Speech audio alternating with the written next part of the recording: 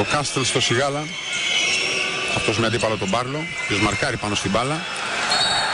Φάουλ του Γιώργου Σιγάλα καταλογίζεται από τον κύριο Παπαδημητρίου. Νέα ένταση, τεχνική ποινή από τον κύριο Παπαδημητρίου στον Γιώργο Σιγάλα.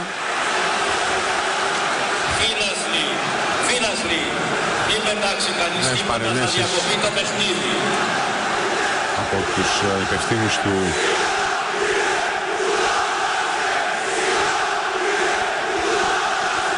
Να πολλά γίνονται. Εγώ το θεωρώ αστέρι αυτό για την προσφορά του Γιώργου στην ομάδα αυτή.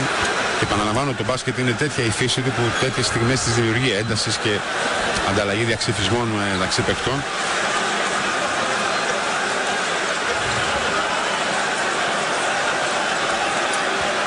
Ακούσαμε από τον Λεωνίδα Μενεγάκη που είναι χρόνια στο ρεπορτάζ του Ολυμπιακού και σαφέστατα ξέρει ορισμένα πράγματα περισσότερο. Ο Γιώργος Σιγάλας κατευθύνεται στον πάγκο, ήταν το 5ο του φάουλ αυτό.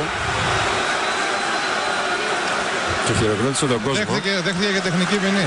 Ναι, ήταν το 5ο του φάουλ, Λεωνίδα. Αυτό εννοώ, ότι το φάουλ που έκανε και η τεχνική ποινή φτάσανε στα 5. Ο Γιώργος Σιγάλας αποσύρθηκε στον πάγκο του Άρη. Και ο Σκουνιπέν στη γραμμή όπου εκτελούνται οι ελεύθερες βολές.